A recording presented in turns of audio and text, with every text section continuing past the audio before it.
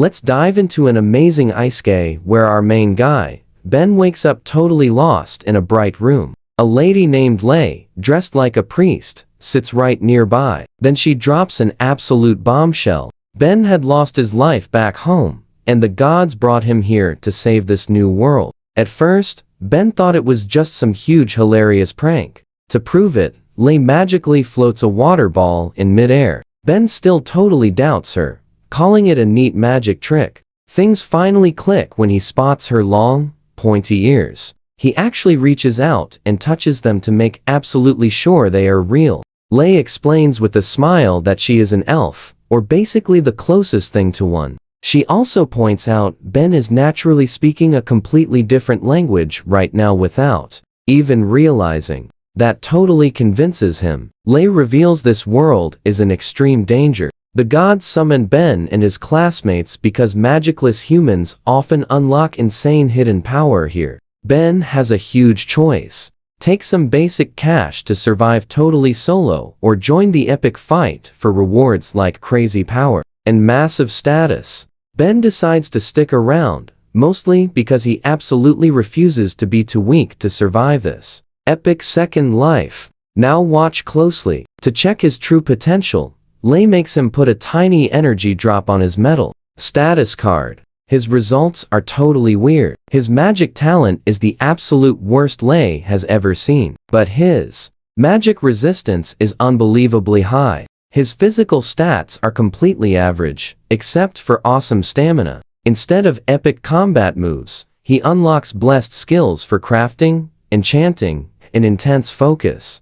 Basically, he is no legendary warrior. He is literally built to craft. At dinner, Ben meets up with friends Will and Steph. They are super hyped after scoring flashy combat and high-level magic abilities. Checking out Ben's card, they try hard to be super supportive, but it is painfully obvious he is the major underdog. While their stats hit the thousands, Ben is barely scraping past 100. Still, his friends stay super encouraging, saying every team needs a solid gearmaker. After eating, Lee takes Ben to a massive ancient statue library. She explains these are the many gods here, and starts sharing its wild history. This world is a safe refuge for survivors from hundreds of planets wiped out by an ancient, conquering dark evil. You and I know the drill. Tomorrow recruiters arrive, but will anyone actually want a total beginner craftsman instead of an epic hero? The gods heroically gathered survivors from completely ruined worlds, bringing them to this new land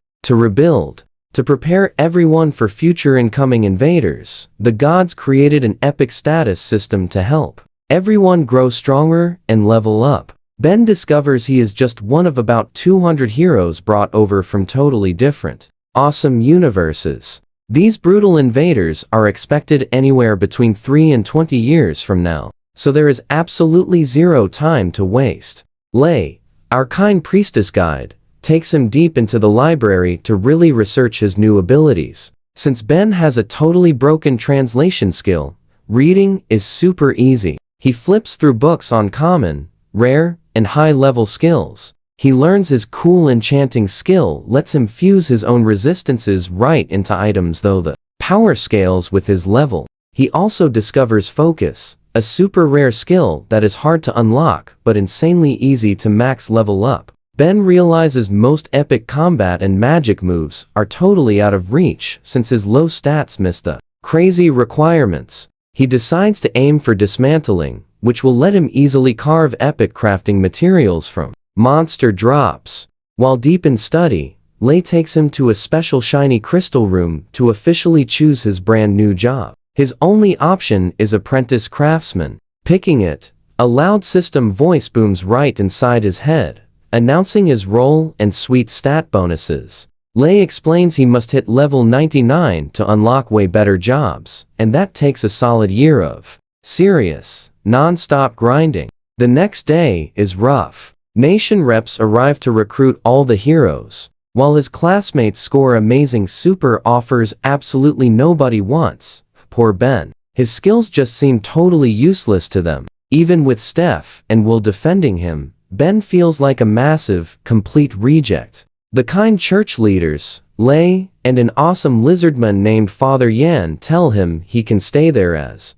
long as he absolutely needs. Ben watches his friends leave for their new lives, feeling unwanted and totally crushed. After moping in bed for days, Ben decides he cannot just sit around. He meets with Father Yan and Lei to seriously plan his future. Since he is not joining a royal kingdom for training, he decides to stay right at the church, learning from the awesome people there. He asks to learn dismantling and pure stealth, thinking they will heavily boost his crafting and just be absolutely sick skills to have. Father Yan laughs out loud and agrees, promising to find amazing teachers among the church hunters and butchers. That is where we leave it. To keep busy, Yan actually puts Ben on awesome daily kitchen cooking duty. Let us dive in. Ben cheerfully accepted his new life, even if this was not the epic journey he pictured. To thrive in this mysterious new world, our cheerful guy realized he needed a clear purpose. Father Yan and Lei, his wonderful church guardians, warmly urged him to channel his unique crafting skills straight into cooking delicious meals. They cheerfully explained that whipping up a simple meal counts as crafting, easily helping him level up.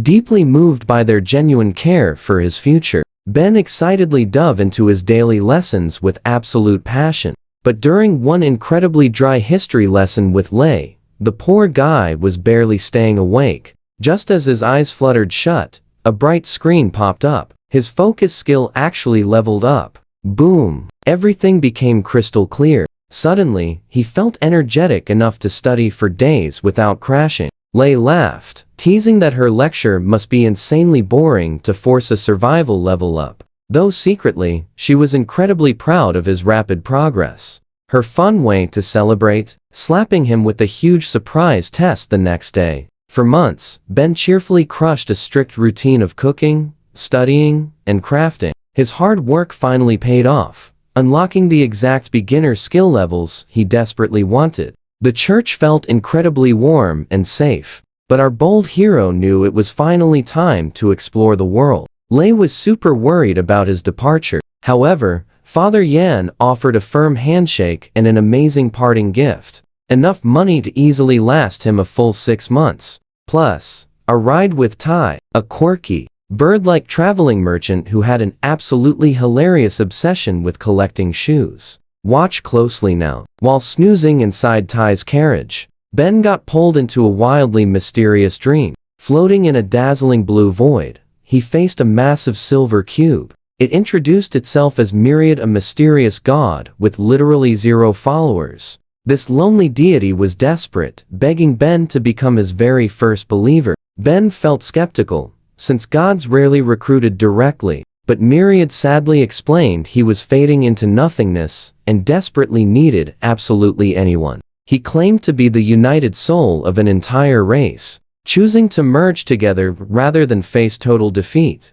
Proving his worth, Myriad offered a golden tip. Once Ben arrived at Stonewall Town, he absolutely had to track down a master craftsman named Falk. Myriad firmly promised that following this advice would eventually earn Ben an incredibly powerful, game-changing skill. Arriving at Stonewall, Ben cheerfully scouted around. He eagerly checked out several different shops, but sadly found their items totally basic. Finally finding Falk's workshop, things got wild. As he walked up, a guy was literally thrown out the front door and onto the street. Ignoring that massive red flag, Ben confidently marched inside, facing Falk, an 8-foot-tall yeti, packed with pure muscle and white fur. Falk was incredibly rude, glaring like he completely hated visitors. I know what you are thinking, but Ben is sharp. His crafting skills revealed. Falk's work was legendary, instantly sensing a unique, mysterious energy radiating from specific shop items. This totally shocked the yeti. Falk turned hostile, angrily accusing our boy of using sneaky appraisal skills to spy on his prized work. Staying completely calm, Ben confidently flashed his own status card, easily proving he was telling the absolute truth. He cheerfully explained, having both crafting and enchanting as rare bless skills, despite lacking any actual magic. Falk laughed hysterically at a magicless enchanter, He bluntly told Ben to get lost, strictly roaring that he never, ever took on random apprentices. But Ben stood his ground, promising to crush any standard for just one chance. Fox sternly warned that true crafting meant way more than building simple items. It demanded the highly perilous job of gathering raw materials outdoors, something a fragile level 1 kid was totally unprepared to handle. Staring right into his eyes, Fox told him to walk away. With zero combat skills and totally average stats, Ben simply would not last a single day as a real outdoor craftsman. Our hero refused to quit. He passionately begged for one chance to prove himself. Fox finally sighed, assigning an impossible task: defeat a fierce Amrock wolf completely alone. If he somehow survived and retrieved its pelt without hiring mercenaries, Fox would officially train him. Flashing a massive smile, Ben agreed and sprinted off. Fox assumed the kid was totally clueless. Later that exact night, Ben met Myriad again inside another wildly mysterious dream. The nervous god begged Ben to quit, frantically explaining that Fox basically handed him a totally impossible, doomed mission. Ben calmly admitted, knowing it was a trap. Yet, Fox kept his promises. If Ben somehow achieved this wild victory, that massive yeti would absolutely have to train him properly. Seeing Ben was stubbornly set, Myriad sighed and dropped some helpful advice about visiting other local shops, just to be completely safe. But Ben stayed hyper-focused on the wolf. By morning, he confidently marched straight into the Adventurers Guild. The worried receptionist really tried talking him out of joining due to his super low stats. But Ben smoothly lied, claiming he merely wanted a gatherer rank for simple crafting materials. Card secured, he immediately dashed into the archives to deeply research the fearsome Amrock wolf. He discovered these huge, black 3-meter-long beasts absolutely loved playing terrifying games with their targets at night. Insanely fast and incredibly strong. Taking one down usually required an entire elite team of highly experienced fighters. Myriad called it hopeless, but Ben just smirked. That is where we leave it. Trust me, you're going to want to see his crazy preparations next time. No muscle training, pure genius.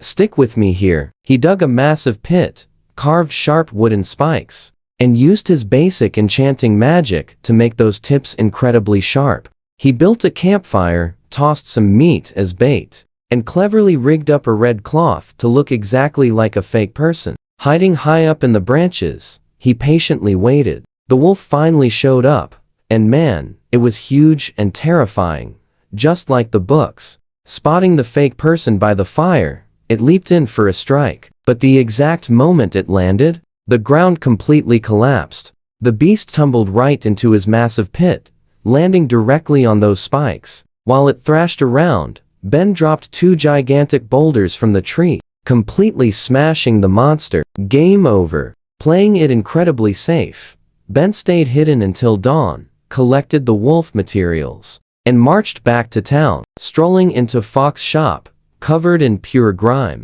the Yeti blacksmith was left absolutely speechless. Fox immediately accused Ben of cheating or hiring backup, but our boy calmly explained his entire brilliant trap in detail. It finally hit Fox. The kid actually used his own brain and basic skills to secure the win. Though the grumpy blacksmith really didn't want a student, a promise is a promise. He ordered Ben to return at dawn, but only after a serious bath. Later that night, Ben visited the divine domain to properly thank Myriad, because Ben officially claimed him as his god and offered a real prayer. Myriad's lost power surged back, making his body literally glow with bright light. Myriad explained that since Ben was his first follower in 1,000 years, he could finally bestow epic blessings and hand out special custom quests just for him. Ben immediately asked for a unique gift skill, but Myriad explained they simply needed to build a much stronger connection first.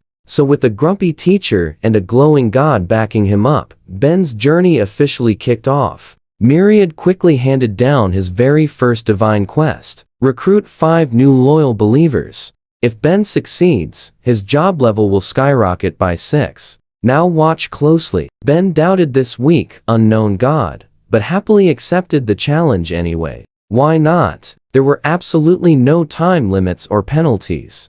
Before waking up, our guy snagged the cool Apostle of Myriad title. Then, his tough apprenticeship officially began with Falk, the legendary Yeti blacksmith. Falk secretly hoped the kid would quit, but Ben was already camped outside the door. Throwing down a test, Falk challenged Ben to craft literally anything he wanted using the shop's stash. Ben aimed high, attempting stealth enchanted chainmail, but Falk shut that down instantly, loudly pointing out that the rookie was doing it completely backward and totally wrong. He scolded Ben, explaining that a low-level crafter can't enchant every single wire individually. Do that and the fragile metal just shatters. Instead, the trick is smoothly spreading your magic across the entire piece while forging. Falk revealed that top-tier crafting demands serious mana control. Taking that advice, Ben dove straight back in, completely losing himself in the rhythm of the work. Working 20 solid hours straight,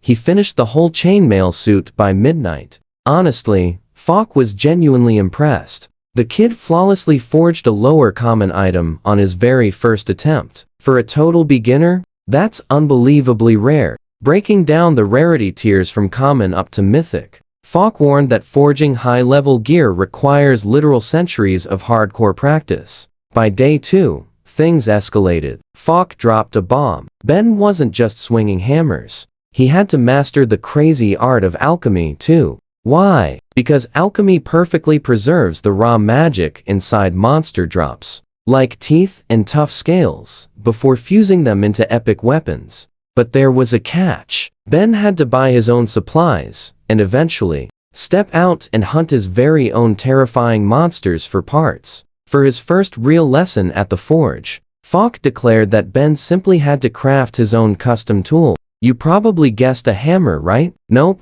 it was tongs. After watching Falk craft a pair in minutes, Ben stepped up to take his turn. Shaping it was way harder than it looked. Terrified of wasting that super expensive metal, Ben just stayed perfectly focused, carefully shaping the rods, punching the precise holes, and pinning them perfectly. He actually nailed it. Falk was low-key shocked the kid didn't fail. With those tongs fully finished, Falk pushed him straight into phase 2, forging a proper blacksmithing hammer. Ben observed in pure awe as the veteran smith molded a raw metal block into an absolute masterpiece, hyping him up for the next stage. Ben stared wide-eyed as Thea channeled her massive aura. A huge boulder ripped straight from the earth, violently slamming into a tree and completely obliterating the thick trunk. The magical impact was completely insane, but her fragile staff just couldn't handle the raw pressure. It literally cracked and crumbled into pieces before she could cast another spell. See? I warned you. Thea sighed, tossing the broken pieces away. The quality was garbage. But Ben didn't even look slightly discouraged. Smirking, he handed her his newest staff, freshly crafted right after his level up.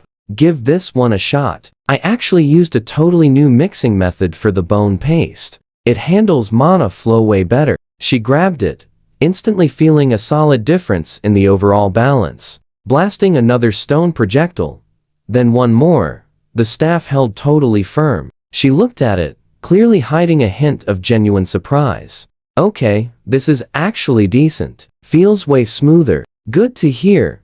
Ben smiled, even though his busy brain was already taking fast mental notes. That's where we pause. Don't get comfortable, because 3 strange scrolls just emerged from the brush. Stick with me here. These ugly lizard creatures had sharp claws, jagged scales, and absolutely zero hesitation attacking them. Thea swung her staff, blasting sharp earth spikes everywhere. 2 beasts got pinned instantly, but the third leaped up, aiming straight for Ben. Ben stayed totally calm. He ducked low, moving incredibly smoothly for a regular craftsman. He casually pulled a jagged hunting knife he forged himself right from his belt, stepping into its path. As the monster landed, he perfectly used its own momentum to strike its vital spot. One quick, flawless move ended the fight before it even started. Thea lowered her staff, looking super genuinely curious. You claimed you were no fighter. I am not, Ben answered, cleaning his blade. I am a hunter.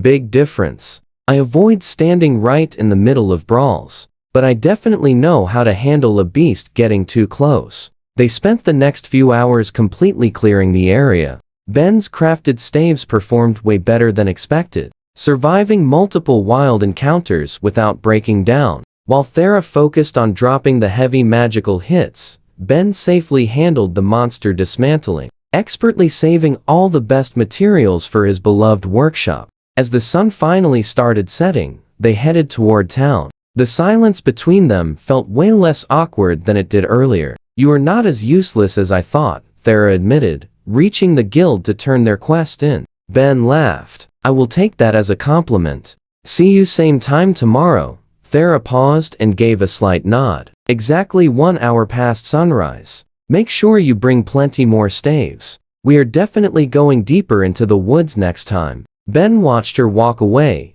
showing a tired but genuinely satisfied smile on his face. He now had a huge mountain of scrap materials, a new partner finally starting to trust him, and his beloved workshop waiting. It was a very long way from where he initially started, but for the first time since reincarnating, he finally felt like he was exactly where he truly belonged. Next, Ben watched closely as Thera tested the brand new Earth Staff out. She summoned a massive dirt sphere, but before launching it, the metal staff instantly exploded into tiny fragments.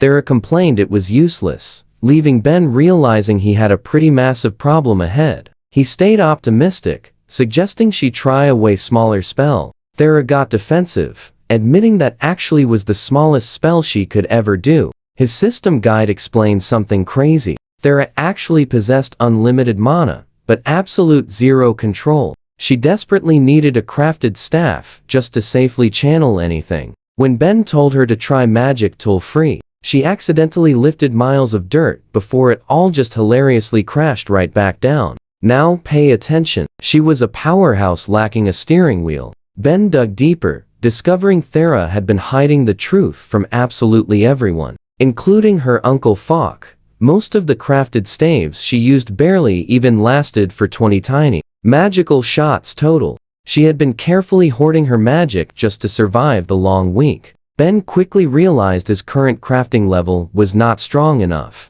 so he rushed right back to the shop to experiment more. But right before they could leave, a creepy three-eyed monster cat with razor-sharp teeth leaped straight out of the bushes and completely latched onto Ben's poor injured leg. The creature's teeth started heating up, severely burning his skin. Thera stayed entirely calm. She literally swung the experimental staff like a baseball bat, crushing the beast, though the heavy impact unfortunately severely injured Ben's poor leg too. Hurt really badly. Ben grabbed the broken staff as a crutch, stumbling back toward town. Thera walked alongside him, but offered zero physical help. Reaching the gate, she sprinted to find a healer while Ben finally collapsed. Falk eventually showed up and personally carried Ben straight to a clinic managed by Sonia. Sonia was a cool beastkin, rocking a cattail, and she spent the entire day using magic to completely fix Ben's injured leg. While Ben stressed over the heavy medical bill, Sonia casually revealed Falk was secretly covering every single expense. Fully healed up, he and Thera hit the guild to report the hunt. Now, let's pause for a second. The guild worker Ankh scanned their magical identification cards and was left completely and absolutely shocked. It turned out Ben defeated super high-level monsters like Amrox while gathering supplies, completely forgetting to ever report them. Because of these hidden victories, the guild officially forced Ben to rank up. More money sounded absolutely awesome, but getting drafted for dangerous emergency missions? That is a genuinely terrifying thought for a crafter possessing zero actual magical combat skills. They rushed back to Falk's shop. The old blacksmith was waiting, furious that Ben let a super weak monster like a Skrell actually injure him. Thera finally came clean to her uncle, nervously admitting she had been shattering his staves faster than he ever realized. Falk was stunned, but understood the immense challenge. Despite just leaving the clinic, Ben was already ridiculously fired up to forge a staff that could actually handle Thera's absolute, massive magical power. Ben proudly looked at the 2 rods he just finished. realizing they were his greatest masterpieces yet. Falk and Thera were both completely surprised. So what do you and I take from this? He had crafted an absolute masterpiece overnight, explaining he was not just being stubborn. Stick with me here. Ben refused to quit just because a task was getting tough. Falk loved that stubborn energy and let him hit the forge. Later, Ben drifted into a dream, chatting with his patron god, Myriad. Myriad is this god from a totally wild race of floating metal spheres with tentacles. He is super sarcastic, but really cares about Ben. He joked about Ben struggling against a weak monster, then dropped a surprise. A brand new gift was ready. By pushing through his injuries and praying, Ben gave Myriad enough raw energy to unlock a super rare skill called Connect. Myriad explained the skill was actually incomplete, meaning it could evolve and adapt perfectly for Ben. Right now, it let Ben read the exact emotions of anyone he touched. Myriad warned him against touching a god though, or his brain might literally short-circuit from the crazy overload. The very next morning, Ben woke up to Thera poking him with her wooden staff. He hyped up his new skill. Thera totally ignored the emotion-reading power, but Falk was super intrigued when Ben grabbed his hand to test the brand new ability. Instantly, a massive rush of Falk's nervous excitement hit him. The feeling was so intense, they both yanked their hands away. Freaked out by that shared mental link, Falk told Ben to practice somewhere else. So, Ben and Thera hit the training fields to test his staves. Thera hated people watching her mess up magic, but she flat out refused to enter the scary woods after yesterday's creepy encounter. Ben handed her the new prototypes. Watch closely now. The first one had heavy earth-resistant layers, but the pressure was too much and went boom. The second try featured a tough core that softened near the edges. And guess what? This one actually held up. Thera blasted an earth bullet 20 meters out, her absolute best shot ever, before the wood finally snapped. Ben was beyond hyped. He knew the design was solid and just needed tougher materials to survive the magic. Walking back, Ben asked Thera if she secretly hated him, since she always dodged away whenever he got too close. Thera confessed she just deeply disliked anyone touching her at all. Relieved it wasn't a personal grudge, Ben offered to buy her food, but she declined, saying she wasn't looking for friends. Feeling a tiny bit rejected, Ben grabbed some quick street food and rushed back to forge. Thera actually stayed to watch. She watched Ben use his focus skill to completely block out the entire outside world. For hours, he ground horns and bones into dust, blended them with metal, and endlessly folded the materials together over and over. It totally reminded her of her uncle crafting. Ben never even noticed her staring. He was focused on stacking different metals to forge a composite rod, keeping it strong while perfectly channeling magic. After intense hours of hammering and fiery heat, he finally crafted 2 sleek rods. Checking the stats, he realized it worked perfectly and screamed in pure, unadulterated joy. Suddenly, Ben heard his god's voice echoing, scolding him for using his divine name so casually. Ben just brushed it off, super annoyed. He spent hours crafting gear right before getting a huge, enchanting skill level up. Thera was so confused why getting stronger made him mad. But Falk completely understood his student's deep frustration. You and I know this pain, right? Finishing hard work just to realize your new level makes it obsolete. Falk inspected Ben's newly crafted staves and was genuinely blown away by the quality. Despite being a total rookie, Ben used brilliant layering for earth resistance. But when Falk tested it out himself, absolutely nothing happened. Falk explained that since Ben customized it entirely for Thera's insane mana output, it was basically just a normal stick to average mages. That meant the item got a super average rating, which totally crushed Ben. However, Falk wisely reminded him that any tool is amazing if it fits its user. Ben boldly pulled an all-nighter, crafting more custom staves. By sunrise, he built a special frame holding 11 of them. He proudly told a stunned Thera and Falk his new level let him weave enchantments effortlessly, producing way more gear from the exact same materials. Running on literally zero sleep, he was insanely hyped for the training field. Along the way, Ben casually practiced his enchanting on rocks. He realized he could pinpoint exact spots with magic instead of just blasting the whole thing. He literally sculpted solid stone with his bare fingers.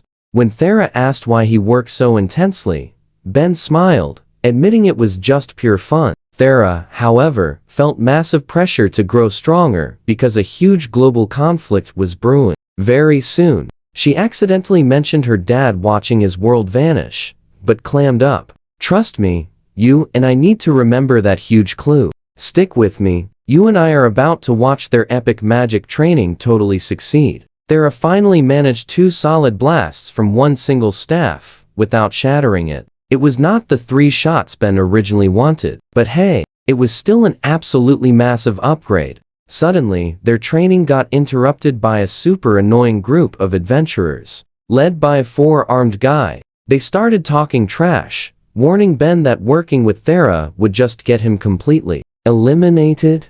They called her totally useless and mocked her curse, making Thera shake. But Ben ignored their taunts. He stepped right up, claimed his past injury was his own fault, and confidently declared he loved teaming up with Thera.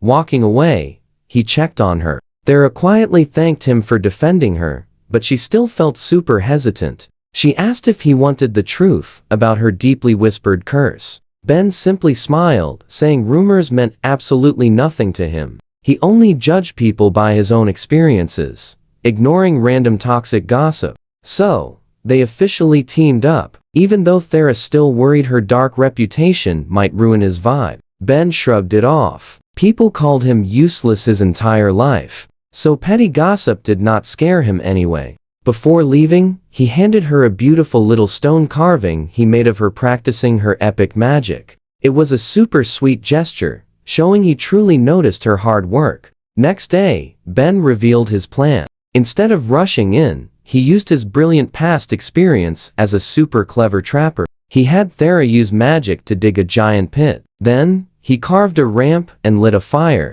He used bird bait to lure in skells, which are basically super aggressive little magical fire critters. While waiting for the monsters, Ben chilled in a tree practicing his connect skill. Suddenly, he made a massive discovery. This skill worked on anything living. He accidentally squashed a tiny bug by completely overwhelming it with emotion. Then he realized he could literally connect with the actual tree. It was a slow, incredibly peaceful exchange. This was an absolute game changer. He could finally level up his amazing skill without needing another human partner to practice. Soon, a dozen targets swarmed the bait. On his signal, Thera used her awesome magic, dumping dirt back into the hole and instantly burying those creatures. What an incredibly easy victory. They took the loot back, and although Thera did the heavy lifting, she stubbornly insisted on splitting their awesome reward equally. Ben then bought a cool little potted tree with purple leaves for his room,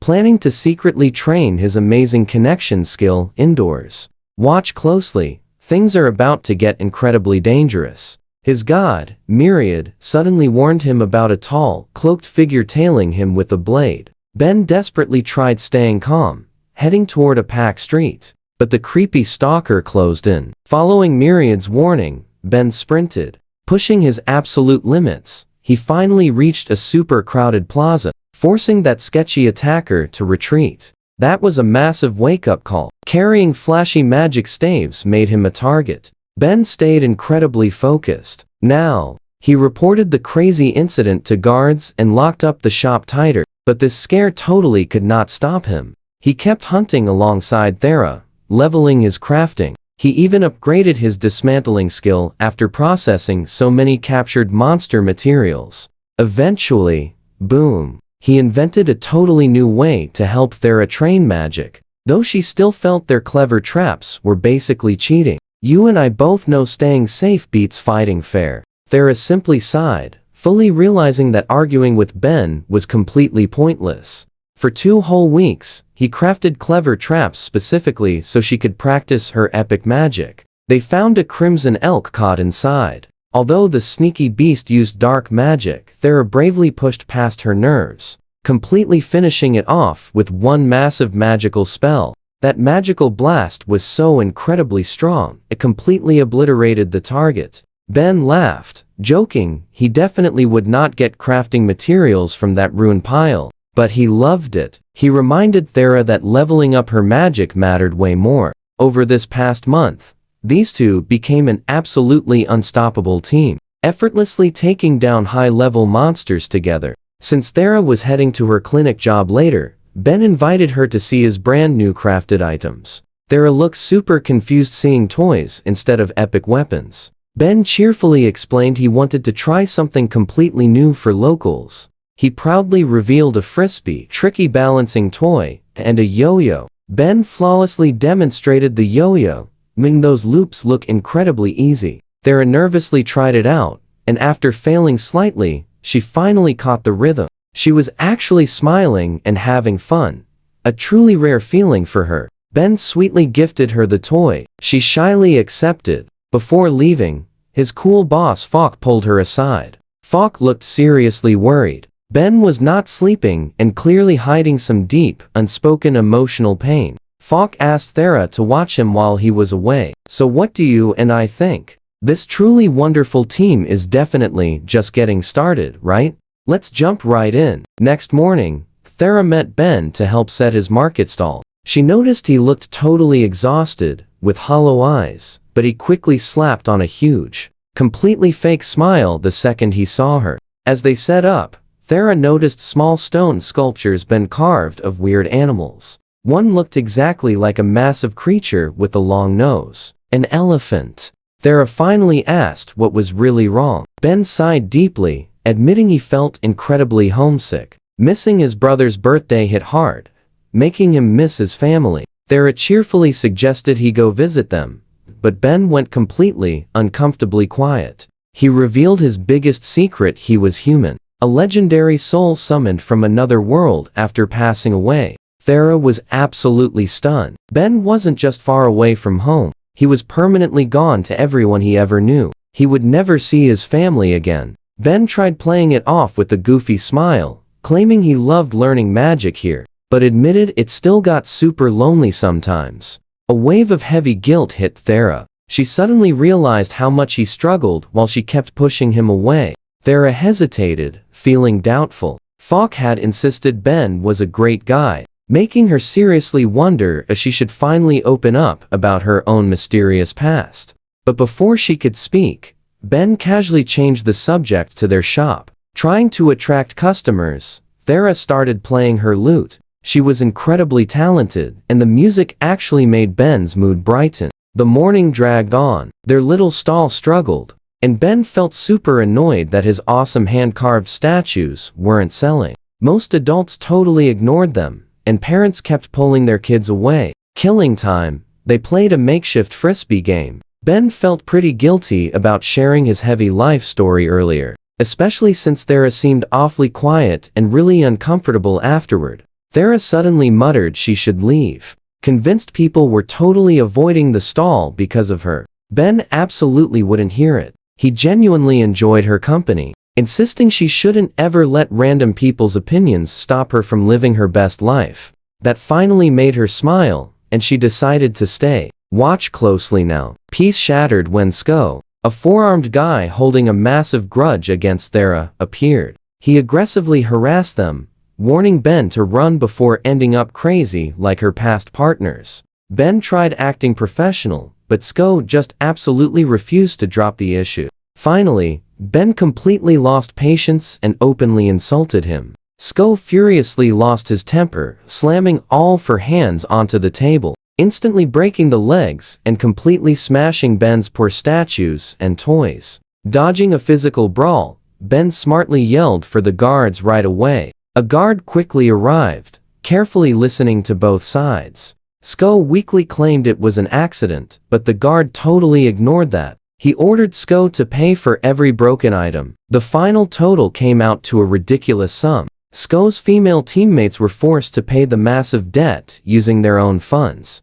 visibly fed up with his endless stupidity. Making it even better, the guard dragged Sko away to pay for the broken table. Since it was official town property, once alone, Ben started cracking up. Thera was totally confused until Ben happily revealed his secret. He secretly enchanted those table legs to shatter the exact second Sko touched them. He did it to punish Sko for acting like a massive jerk, plus scoring some easy money. Thera couldn't help but burst out laughing too. Later that afternoon, they happily headed into the woods to hunt. Thera kept thinking about finally opening up, while Ben was cheerfully busy dreaming about all the awesome new things he could build.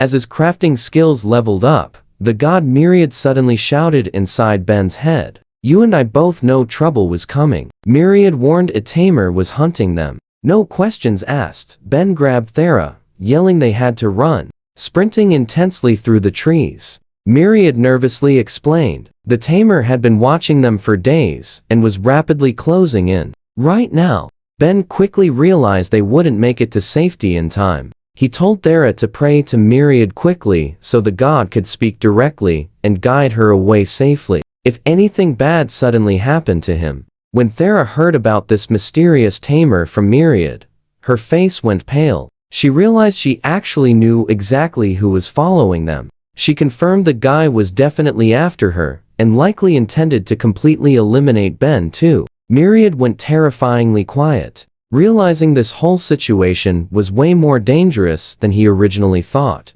Pushing desperately deeper into the dark woods, the giant trees grew much closer together. Ben hoped the thick forest would help them hide, but those dense branches and narrow gaps only slowed their escape down. Eventually, they spotted a patch of waist-high shrubs. Absolutely exhausted and completely running out of time, they crouched down, desperately hiding there. Myriad, the divine god Ben serves as an apostle, urgently warned him that their fierce pursuers were literally just minutes away. Desperate to keep them hidden, Ben bravely asked Thera to hold his hand so he could magically share his stealth skill with her. Thera refused, looking incredibly pained and regretful. Myriad loudly urged Ben to grab her anyway to save themselves. But Ben simply wouldn't break the fragile trust he spent a whole month building with her. "So, what do you and I make of this?" Ben offered to enchant her cloak instead.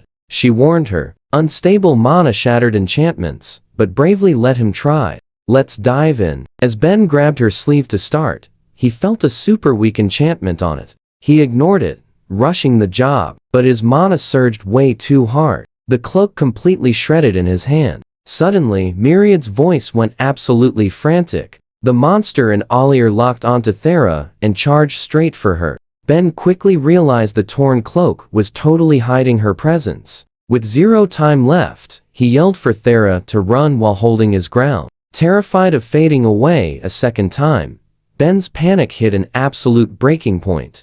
A huge six-legged beast with dozens of mismatched eyes burst through the trees and lunged. It completely ignored Ben's defensive stance and bit hard into his torso. In that moment of absolute agony, his connect skill suddenly leveled up. All of his intense fear, pain, and panic blasted into the monster's mind. Completely overwhelmed by Ben's trauma, the giant beast let go and ran away, terrified. Ben caught one glimpse of Thera's face before everything went black. Days later, he finally woke up in a bed at Sonia's house. Sonia, the local healer, and Falk, Ben's huge Yeti blacksmith mentor, were standing there watching over him. Thera was there too, but watch closely here. Without her cloak, her true form was finally exposed. Stunning marble skin. "Stick with me," Thera explained. Her succubus side gave her incredibly powerful charm magic she could not control. She seriously believed Ben only saved her because her passive aura brainwashed him, an ability that makes everyone totally obsessed with her. But Ben checked his status card, realizing his darkness resistance was actually high enough to entirely block her charm. To prove it, he held her hand while staying completely calm. He even joked about punching Falk just to prove his free will was totally intact. Things got heavy when Sonia explained the aftermath. Ben was barely hanging on, with shattered bones and damaged organs, needing days of constant, intense healing. While he was slowly recovering, Thera was stuck under house arrest. After Ben collapsed in the woods, Thera was forced to desperately carry him to find help. Now watch closely. Without her magical cloak, She accidentally charmed a whole group of adventurers into saving him. Now, town officials treated her like an absolute criminal for using mind control on civilians. Her future there was totally uncertain, leaving Ben in a really tough spot. Thera used her intense charm magic to force a nearby adventurer party to help them. The adventurers understood, but the guards were furious. They almost arrested her until seeing Ben, absolutely covered in terrible wounds, suddenly made them change their minds. Eventually, the authorities cleared Thera of all charges since she just wanted to save his life. But they hit her with a strict ultimatum. Stay strictly indoors, or leave for the succubus nation until she found a way to block her magic. You and I saw this coming. Ben felt terrible, realizing his attempt to add personal magic actually caused her enchanted protective cloak to shatter. His blacksmith mentor, Falk, explained the cloak was incredibly special. It was packed with tiny skill fragments, blocking her passive charm. Forcing any new magic into it made the fragile structure completely collapse. Thera desperately tried to take the blame, but Falk told both of them to drop it.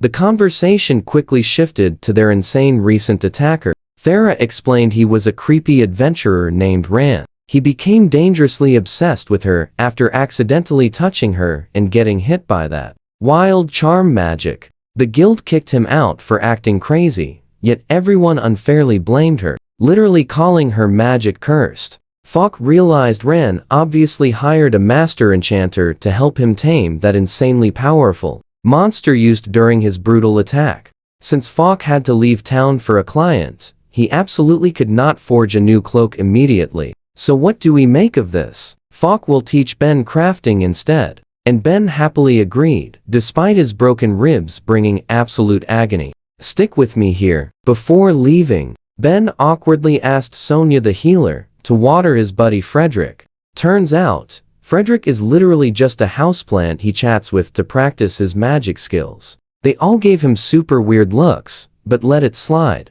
Alone with Ben, Thera suddenly suggested they actually stop adventuring together. She feared Ran might return to hurt him, or her own bad reputation would ruin his bright future. Honestly, Ben absolutely did not care. He looked right at her and said he wanted to stay, because they were genuinely real friends. You felt that too, right? Thera finally agreed, totally embarrassed, shyly hiding her bright red face right under the bed sheets. Then Falk returned with supplies for Ben's training. This task was absolutely brutal. Ben had to carefully layer tiny fragments of 7 different skills onto a cloth. If matching types touched even once, the entire thing would just completely reset. Basically like carving a sculpture from single grains of sand. While Ben focused hard on working, Thera brought him some plain raw vegetables for lunch. She shyly admitted she couldn't cook because her intense passive magic would literally shatter the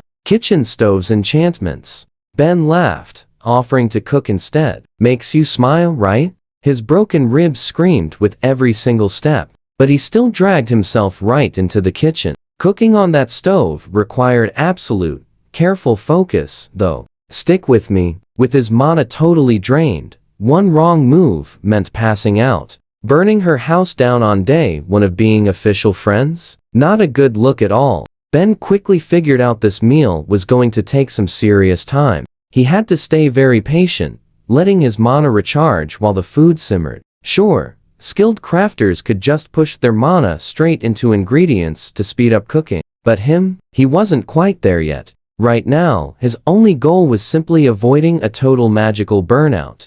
Once the meat sizzled perfectly, he tossed in the veggies Thera had chopped up, hit it with spices, and added some water. He really wanted to whip up a proper sauce, but half these local ingredients were a total mystery. Still, it smelled completely amazing. Thera, our tough girl with the surprisingly sweet heart, instantly dug right in. She casually mentioned that whenever Sonia, the town healer, worked late shifts, she usually just snacked on raw vegetables. Ben promised to cook for them a lot more often, sharing a genuinely warm, quiet moment over their meal together. After cleaning everything, Ben marched straight to his room for a seriously tough, enchanting task. He desperately had to master applying tiny little fragments of a skill. Instead of using the entire thing at once, intense focus was needed, but he finally managed to stick one tiny grain of skill onto a piece of cloth without causing pure chaos or doing anything meaningful.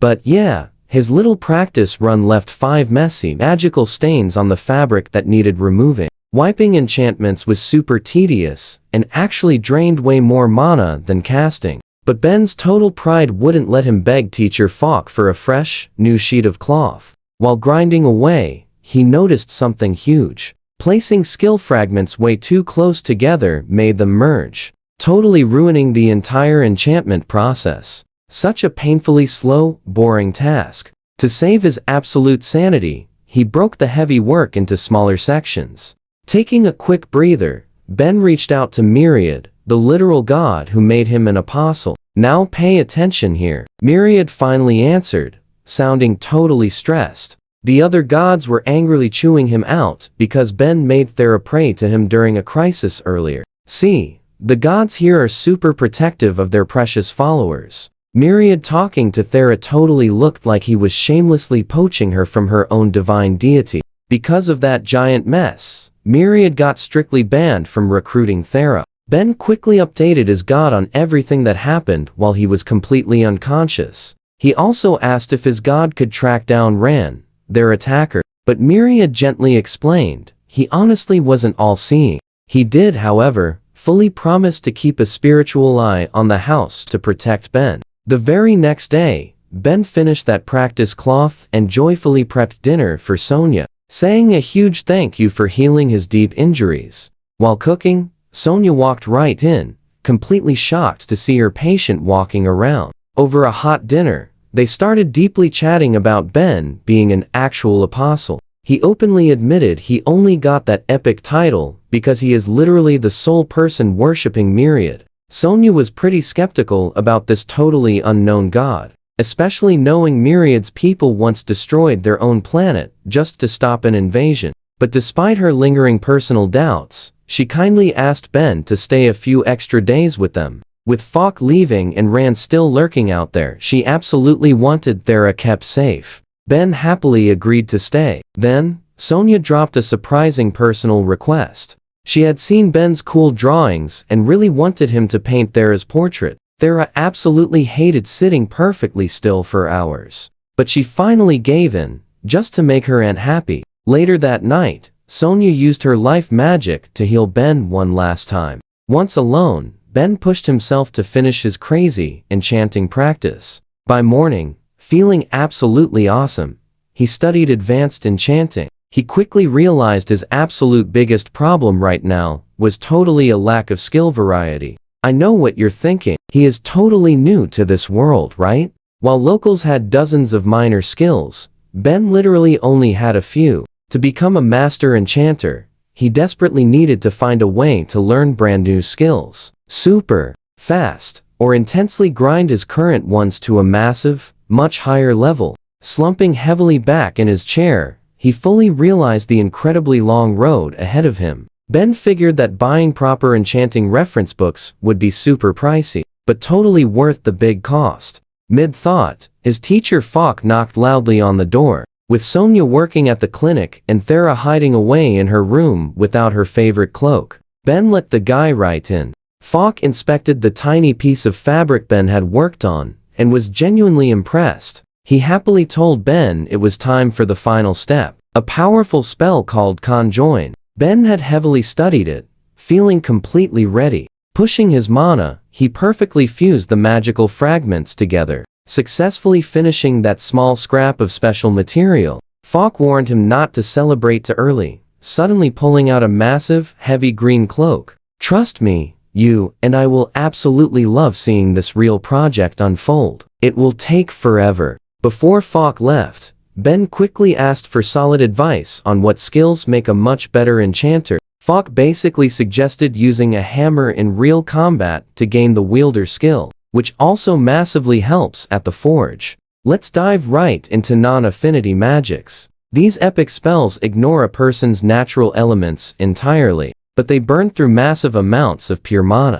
Ben felt pretty bummed since his mana was too low for that, but Falk hyped him up, pointing out his crazy high resistances made him perfectly built to enchant shields and heavy armor. Later on, Ben started crafting the large cloak in the living room, while Thera chilled nearby reading a book. They swapped awesome stories from their worlds. Ben was shocked. Thera's world actually had fantasy stories too, mostly focusing on totally epic mythical beasts. Thera explained those myths were sometimes real creatures from their ancestors' worlds. Just as they finished whipping up dinner together, a sudden system notification popped right into Ben's head. He finally hit max level for his apprentice craftsman job. He felt super hyped, but stayed cautious, knowing he had to visit the guild to officially change jobs. That evening, Ben headed straight there. This was his first time stepping out in a week, just soaking in the fresh air. Inside, he ran into Ankh, the guild worker, genuinely relieved Ben survived. Ankh asked about those crazy rumors regarding Thera's arrest. Ben clarified she was just staying home until her new cloak was finally finished. Ankh led him back to the job change crystal. Now watch closely, because when Ben touched it, 4 options popped up. Craftsman, Enchanter, Trap User, and Tree Tamer. That last option left Ben completely confused. Ankh had absolutely no clue either, but introduced Ben to a nearby adventurer group led by Sko. Sko instantly started talking trash, warning Ben that Thera was super dangerous and her magic would mess with his mind. Ben literally did not care. He flashed his status card, proving his resistances were so insane, her passive magic couldn't even touch him. That totally shut them up. A girl in the group named Sashel got incredibly hyped hearing about that mysterious tree tamer job. She explained it's basically only for dryads or folks with super rare plant magic. She was totally stunned Ben unlocked it without those specific powers. Ben explained he simply used a skill called Connect to chat with his houseplant. Sashel's eyes absolutely sparkled. Mastering plant magic was her ultimate dream, and Ben had just discovered an insane shortcut she never even knew existed. Later on, Ben sat staring at their game board while Thera casually scored another victory. He was getting totally wrecked, but seeing her genuine smile made losing completely worth it. After their rough trip to town, he realized, even with her new cloak, the locals definitely weren't going to warm up to her anytime soon. People never forget their fear, and Thera was heavily feeling that painful isolation. To help take her mind off everything, Ben officially decided to extend his stay. I know what you're thinking. He told himself it was to finish Sonia's paintings, but really? He just couldn't leave Thera totally alone while Falk was away. Over the next few days, Ben locked in on his new craftsman job. He spent hours tinkering and practicing, realizing his enchanting skill was actually leveling up way faster thanks to the job's awesome growth bonus. This totally confirmed his theory. The system actually treated enchanting as part of the overall crafting process. While he worked, Thera frequently sat nearby, sometimes lending a hand, or just happily chatting away. That lonely house vibe slowly transformed into a real home. Then one night, the floating cube form of his god, Myriad, suddenly popped right back into his room. Myriad was absolutely hyped since fresh prayers were finally trickling in. Sashel, the adventurer girl from earlier, actually kept her promise and started spreading his name. Ben immediately used this chance to pitch a brand new idea. They could totally market Myriad's gift skill as a surefire way for anyone to eventually unlock rare plant magic. Myriad loved the plan, but warned it wasn't an easy shortcut. It still required months of sincere praying. Honestly, Ben felt really good about it. He was finally acting like a true apostle, actively helping his god build a massive fan base. As the week ended, their routine felt incredibly comfortable. Ben would cook up meals, grind his craft, and lose miserably to Thera, even though the townspeople remained cold, and that rogue guard situation still hung heavily over their heads. Things finally felt pretty stable for a change. One quiet afternoon, while Ben prepped a meal, Sonia walked in, looking way more serious than her usual self. She mentioned news from the capital was speeding up, meaning Falk would likely return home much sooner than anyone expected. While this was fantastic news for Thera's permanent protective cloak, Ben felt a sharp sting. Falk coming back meant Ben's main excuse for sticking around was rapidly coming to an end. He glanced at Thera, who finally looked completely relaxed. He suddenly realized he definitely wasn't ready to pack up and return to that solo adventurer life just yet. He made a firm choice. Before leaving, he'd ensure she had way more than just a simple cloak for protection. He wanted to forge something incredible that would genuinely make her daily life easier. With his skills rising, he began brainstorming his best project yet. Stick with me, you'll want to see this. Ben and Thera stood near the south wall, trying to figure out their next big move. Come along with me on this epic Isekai ride. Thera was super bored waiting for book merchants, so Ben joked about building a chessboard. She was instantly hooked on the idea. And just like that, Ben realized selling Earth-style games here could make him crazy rich. Suddenly, a loud knock at the door completely ruined the vibe. Two serious-looking guards stood outside, seeking Thera. They looked super intense, but told Ben to relax. They just needed her help for a huge emergency. Turns out, they finally busted Ran, the absolutely obsessed stalker trailing her. Ben felt a terrible vibe and wanted to consult their friend Sonia first. But Thera stubbornly insisted on facing him immediately. She simply refused to let anyone suffer for her. Heading to the guardhouse, the soldiers explained how Ran literally just marched right up to the front gates, angrily demanding an audience with Thera. The guy even confessed to ambushing them in the woods, claiming this mess was just his twisted plan to win her heart. Inside, Ran was heavily chained up. He looked somewhat human, except for those terrifying insect-like compound eyes and the weird, shell-like armor covering his arms. The absolute second Thera stepped in, he totally ignored everyone, locking onto her with intense hunger. Ben tightly gripped Thera's hand, feeling her shaking. Then Ran started absolutely rambling, shouting that he would save the entire town and claim Thera as his #1 wife. Now, pay close attention here. He confessed his utterly insane master plan. He lured massive monster packs to town just to banish them and play the legendary hero. Spotting Ben, he snapped, calling him a trashy artisan. He even admitted to orchestrating a previous ambush that Ben completely thought was just some random unlucky street mugging. Thera tried remaining totally calm. She boldly challenged Ran, saying if he really wanted to prove his worth, he should banish those beasts now. Ran smirked, thinking this was his epic moment. Guards marched them to the south gate, where tons of hyped-up adventurers were already gathering, totally ready for battle. Ran arrogantly stepped up, calling his so-called pets. Out of nowhere, 30 totally starved, terrifying monsters slowly emerged from the dark woods. He confidently ordered them to retreat, but absolutely nothing happened. Since he treated them like total garbage, these starving beasts completely ignored his commands. To them, this entire town was just one giant, delicious buffet. Guards quickly dragged the screaming Ran into a cell, leaving the entire town panicking. Thera felt utterly crushed, heavily blaming herself for this absolute total disaster. But Ben completely refused to quit. He asked Thera if she was ready to risk absolutely everything to save everyone, and she bravely agreed to trust him. Ben marched her to the guildmaster, proposing a wildly risky plan. He and Thera would step outside, grab the monster's attention, and unleash a massive earthwave spell to bury them. The guildmaster severely doubted this, knowing Thera's famously terrible magic control. But with literally zero better options available, she reluctantly gave them the green light. Outside the gate, Thera panicked, reminding Ben that Earthwave was a high-level spell she normally could not cast.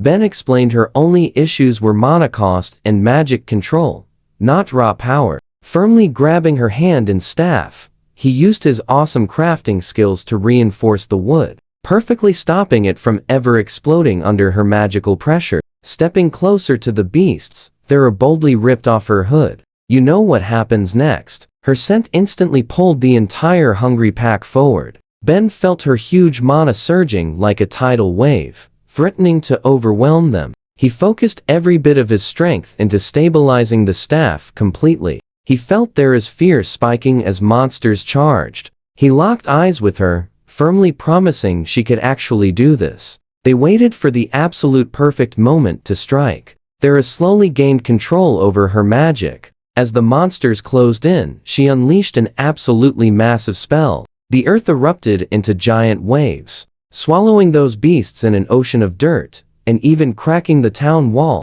The raw force was so insanely intense, it completely shattered Ben's newly reinforced magic staff. They both scored major skill level-ups, but the intense strain totally overwhelmed Ben. After sharing one quick, victorious hug, he completely blacked out on the spot. Much later, Ben woke up in a familiar bed, watched over by Sonia, the town doctor and Thera's aunt. She quickly explained he wasn't actually injured, but suffered heavy mana exhaustion, which is super rare for folks lacking magic. At first, Sonia was absolutely furious about their reckless stunt, but she totally softened after seeing the amazingly positive outcome. Tons of adventurers who previously treated Thera like total garbage showed up to drop major respect and sincerely apologize. As for Ran, the crazy idiot who caused everything, got shipped away for serious mental health recovery. Thera nervously visited Ben, feeling super guilty.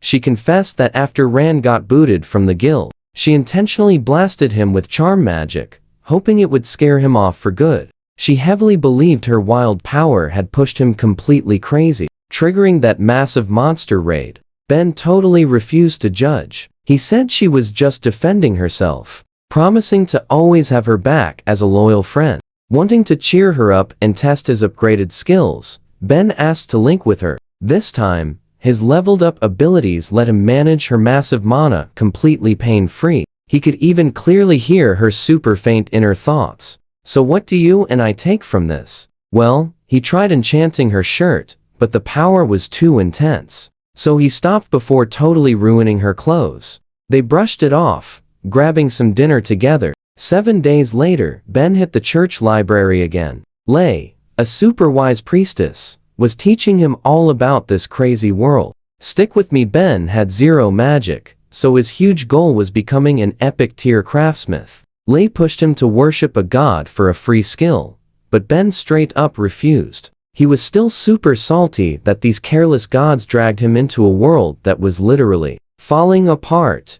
Lei finally decided it was the perfect time for Ben to sense his own mana. Meditation totally failed, so she offered to jumpstart his mana using her own life magic. She made him sit down and take off his shirt, placing her hands flat right on his back. Ben felt super awkward sitting half naked inside a library, but Lei, who was way older than she actually looked, absolutely did not care. She geared up to shock his energy, giving him a quick warning. Life magic was gentle, sure, but waking up his dormant mana would still be an absolutely wild ride. Ben asked about hominid types. Lei simply explained it was just a handy way to group together races with similar body builds, like humans or elves. Shifting focus, she asked if he felt the raw mana flowing inside him. Ben's naturally high resistance actually made it super tough for any healers to help him, so Lei had to push her mana flow to the absolute limit. Eventually, she supercharged him with so much raw energy that Ben totally collapsed, gasping hard from an intense pins and needles feeling. Lei was completely wiped out, draining almost all her magical reserves just to make him sense that mana. While they both laid there panting on the floor, a priest walked right in. He saw shirtless Ben, breathless Lei, and instantly turned around, leaving without a single word. That huge misunderstanding earned them a massive lecture from Father Yan. The head priest scolded Lei for ignoring appearances and quickly sent Ben right back to his own room. Ben really did not mind. He spent the rest of his day happily reading. Meanwhile, Falk, Ben's awesome mentor and master craftsman, was finally heading back home after a super long trip at the Craftsman Tower. While grabbing food at a nearby city cafe, the owner told him a truly terrifying story. Now, pay attention, a crazy tamer attacked Falk's hometown with a massive monster herd. He panicked, totally terrified for the safety of Thea, Sonia, and Ben. Falk threw down extra cash for the absolute fastest transport. Arriving in Stonewall, he immediately sprinted toward Sonia's house. To his huge relief, Everybody was completely fine. He found Thea reading, while Ben laid face down, just mumbling to himself about crazy new enchantments and crafting materials. Sonia explained, the crazy tamer was indeed Ron, but the whole town survived because Ben and Thea actually teamed up, stopping that wild monster herd all by themselves. Not a single person was lost, and Thea's reputation as a powerful mage absolutely skyrocketed. Later on, Ben and Fox strolled back toward their shop. Ben revealed he was working on a totally secret project, a genius way to restrain Thea's passive charm magic. That wild magic made living a normal life totally impossible, since it constantly affected absolutely everyone around her. Fox was super skeptical. Tons of different races had tried and completely failed to solve passive magic for centuries. Ben explained his unique connect skill let him feel Thera's ambient mana. That was the ultimate key to making this highly specialized enchantment finally work. However, the enchantment was so insanely complex that it kept shattering every single material. Seeing Ben's massive potential, Fox decided to take a huge risk. He went inside, bringing out two incredibly rare and super expensive magical crafting materials. You and I know this is huge. Myethil and a white mana crystal. He told Ben real craftsmen must learn to handle these high-level materials. Though feeling super nervous, Ben accepted the challenge, heading straight to the forge. He worked hard all night, blending myethil with copper, creating a super durable alloy that could easily absorb and hold tons of mana. Hammering the metal into a thin, flexible wire, he returned to Sonia's house. Finding the two women happily playing a board game, he confidently told Thera if this project worked, it would be completely life-changing. Borrowing her arm for measurements, he began the delicate process of wire wrapping, carefully braiding and bending that metal into a totally stunning arm brace. It had to be super comfortable, beautiful, and strong enough to handle the massive enchantment he was about to attempt. Ben got straight to work. Using wire cutters and his brilliant artistic touch, he beautifully assembled the brace. He completely lost himself in the process, carefully wrapping the wire around a spot he purposely left open for that mana crystal. By the time he finally finished, Thera, a young succubus with dangerously high passive magic, was totally exhausted from holding her arm up so long. When Ben showed her the finished piece, she was completely stunned by its beauty, but didn't understand its real purpose. Her mother, Sonia, was even more shocked. She instantly recognized Ben used a massive amount of super expensive myethil and a high-quality crystal. Ben playfully teased them about those materials, keeping the actual function a secret until he could successfully prove it worked. We're pausing here. The final enchantment requires Ben to stay deeply connected to Thera's mind. Let's dive in. Since this takes all night, Ben stays in her room. After some super awkward ground rules from Thea and fun teasing from Sonia, he finally settles down. He takes Thera's hand, activates his connect skill, and starts this extremely grueling magical process.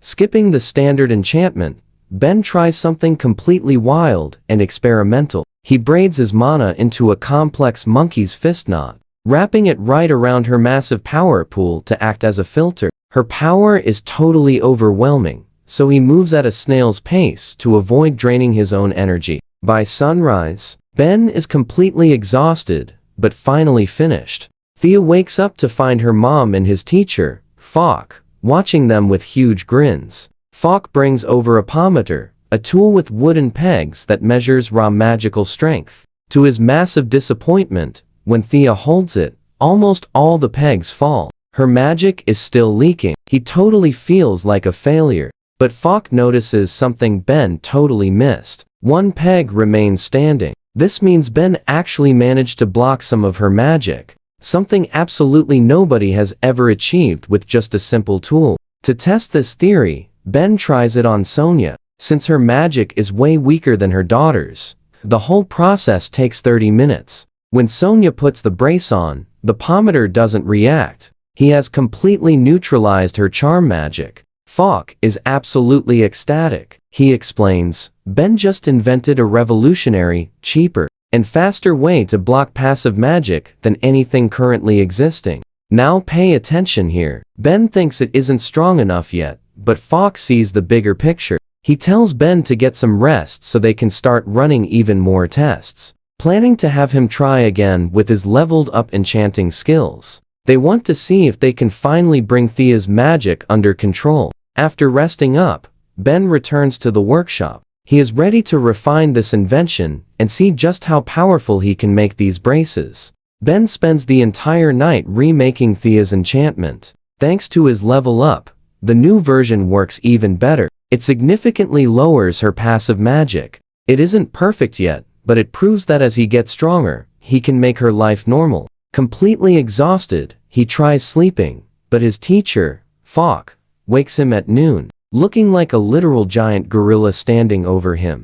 Fok is totally hyped because he set up an emergency meeting at the guild. As they walk, Fok explains, this discovery is a massive deal. In small towns like theirs, the adventurers, craftsmen, merchants, and mages guilds share one building. Fok wants Ben registered as an official craftsman so they can patent his method immediately. At the guild, they meet the guildmaster, Cecily. She is shocked that this solo hunting kid is a genius inventor. Fok mentions the passive magic fix, and her jaw literally drops. You and I both know the paperwork will be a nightmare, but it is important. Ben explains everything, mentioning his skills and the god who blessed him. Cecily gives him a choice. He could register his name publicly and become absolutely world famous, or stay totally anonymous. Fame means countries fighting to hire him and fund a shop, but they would control his work and take a profit cut. If he stays anonymous, he still gets paid 10% whenever another craftsman uses his patent, but he keeps his complete privacy. Ben stays anonymous to avoid any headache. Then Fok drops a bomb. Ben is being sent to Thera's homeland for a few months. The next days are a blur. Ben practices his skills while Fok finishes a special cloak for Thea. Since she is a free adventurer, she is going along to look after him and visit her parents. Ben even has a dramatic goodbye with his houseplant Frederick, promising to hang out later, much to Thea's extreme annoyance.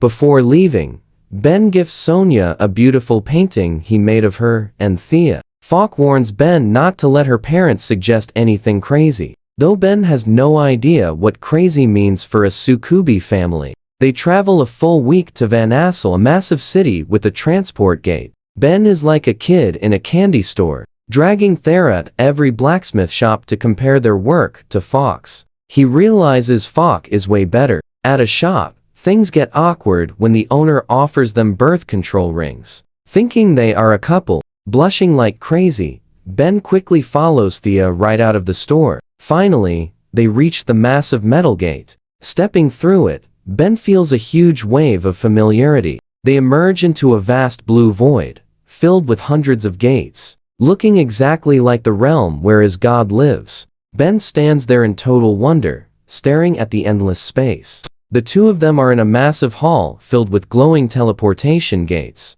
Thera explains the gods built this so no group controls travel, and that is where we leave it. Stick with me, we are exploring gates leading to completely alien and wild cities. He spotted guarded gates, and they warned him about crazy places like the Life Valley. It sounds awesome, but the energy there is incredibly intense. Mold instantly grows inside you, completely taking over your entire body while you are still actively healing up. That was terrifying, but they pushed forward and stepped right into Thera's homeland, Analia. This place was an absolute, mind-blowing shock to see. Forget basic fantasy towns. Ben saw massive red leaf trees totally surrounded by towering skyscrapers and glowing, magical street lamps. This city was super advanced. The ground was packed with magical metals, perfectly powering all their incredibly cool gadgets. Thera looked visibly nervous as they walked toward a huge building wrapping a giant tree.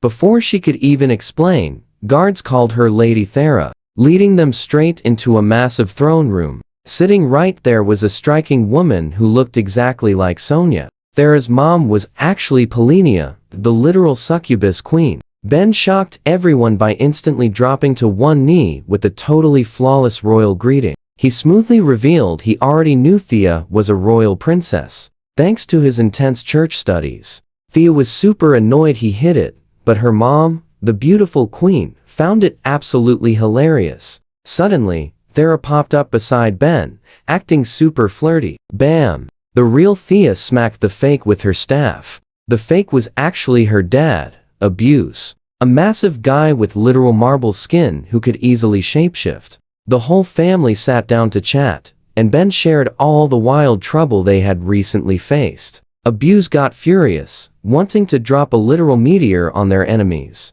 The queen quickly calmed him down, reminding him about a much bigger invasion coming in just a few years. The queen got straight to business. She knew Ben was creating a way to block passive magic, that tricky aura making people accidentally fall head over heels for any succubus. She totally agreed to help, setting up exciting, magical tests for the very next day. During an amazing dinner, the queen playfully teased Ben and Thera, demanding to know when they would finally get married and give her cute grandkids. Thera immediately tried shutting that down, feeling super embarrassed by her parents' constant flirting and pushing. The talk shifted to Sonia's crush on Falk, Ben's boss.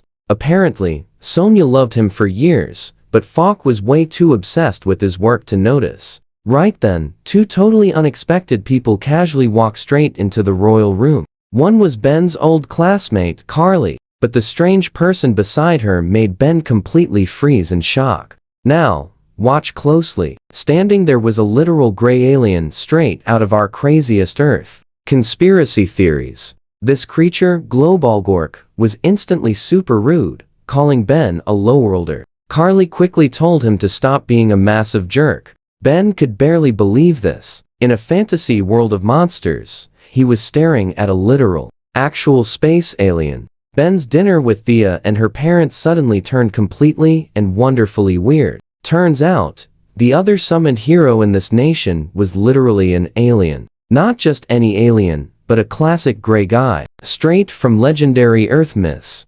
I know what you are thinking. These guys visited Earth for years just to mess with people for absolute fun. This alien, hilariously nicknamed Glob, was insanely arrogant. He bragged that his advanced race did not even need spaceships. They simply projected themselves from a higher reality. When Ben asked if Glob could send them home, the answer was a brutal no. Their bodies were rebuilt using this brand new universe's materials, making any return trip totally impossible. Carly, Ben's old classmate who now worked as a hero for the Succubus Kingdom, was hanging right there too. She absolutely despised Glob, straight up kicking him when he started insulting regular lowworlders. Like them, Carly explained they were visiting the city for therapy, an amazing royal service given to summoned heroes, helping them handle the incredible stress of their crazy new fantasy lives.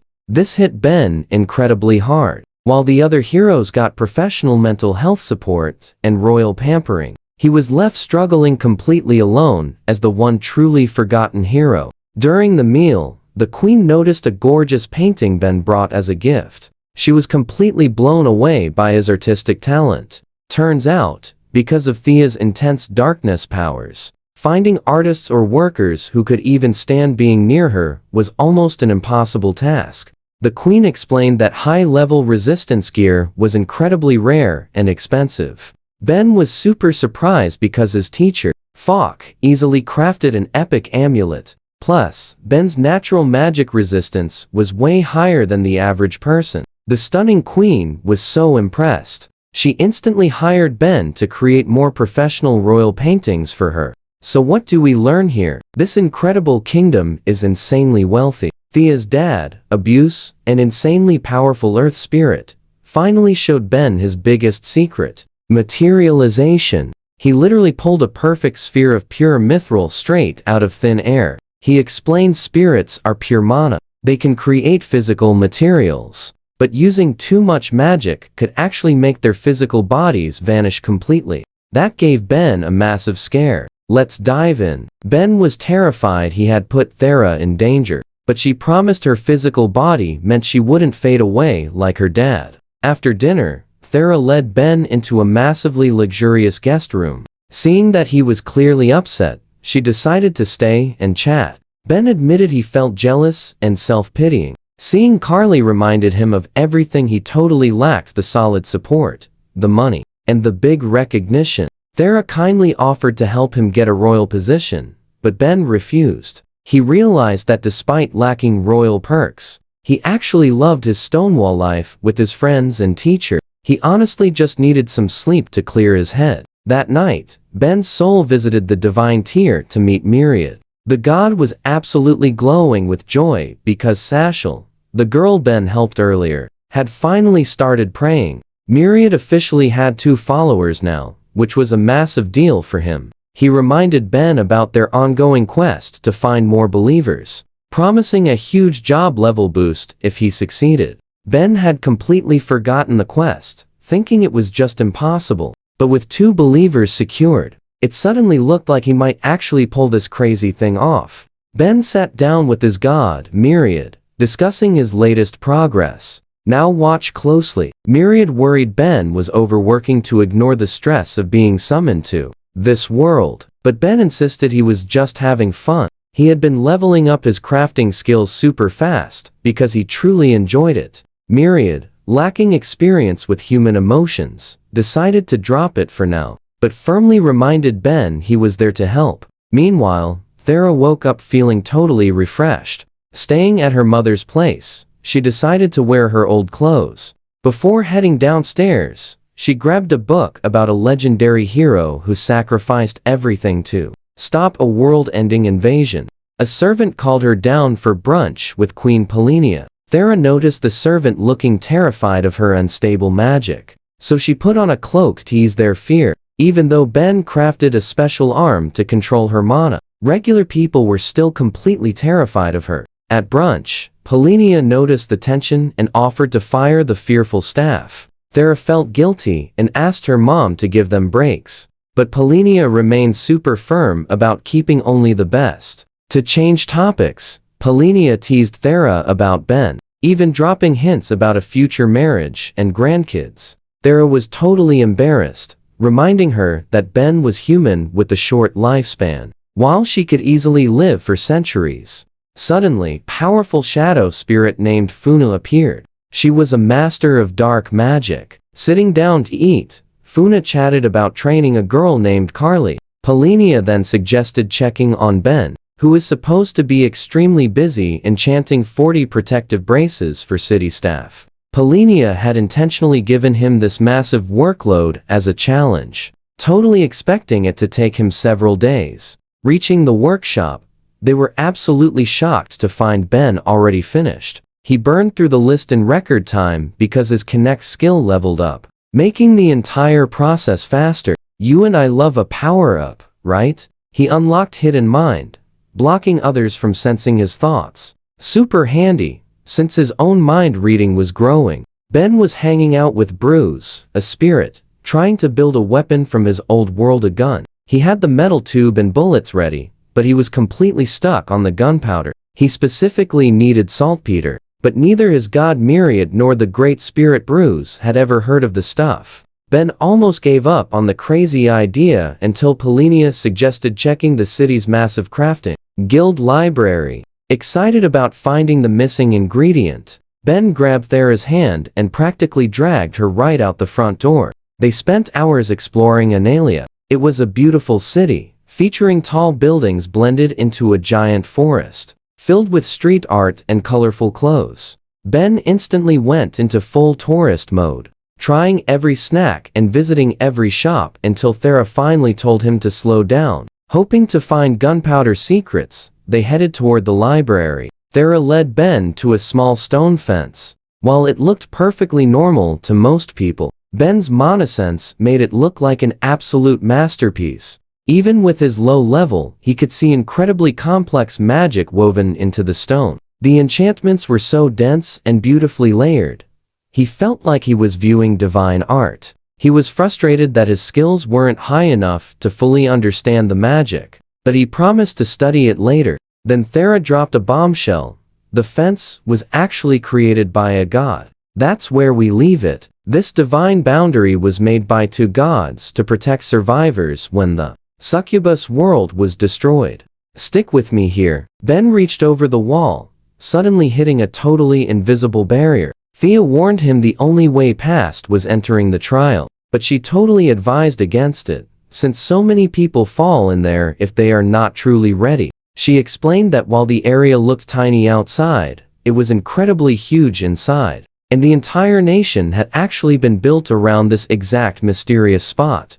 Sitting by the barrier, eating, Ben suddenly asked Thea about her very own mono sense. Since mono sense usually matches someone's specific magic skills, he was super curious about what she saw. Thea cheerfully revealed she could actually see spirits. She explained how great spirits like her dad are huge, powerful beings of merged mana, while regular spirits just stay completely invisible to everyone else. These spirits are literally everywhere, though they are honestly much rarer on this planet than they were on their original home. You saw that coming, right? Ben was absolutely fascinated and asked about talking to them. Thea explained that spirits think way differently, simply because they lack brains like human beings. Element spirits like fire or water mostly just brag about their elements. Meanwhile, and shadow spirits discuss huge events, though they can be super hard to truly understand. When Ben eagerly asked about space and time spirits, Thea simply told him they vanished completely. Space spirits left to endlessly explore the universe, while time spirits bravely traveled to the very end of time and simply could never return. Not wanting to get totally bogged down discussing other great spirits, Thea cheerfully suggested they finish eating and head straight for the amazing guild. She playfully joked that once Ben saw the guild, the epic magic would totally distract him, and she would not see him for a week. Ben laughed and headed out. Trust me, watch what happens.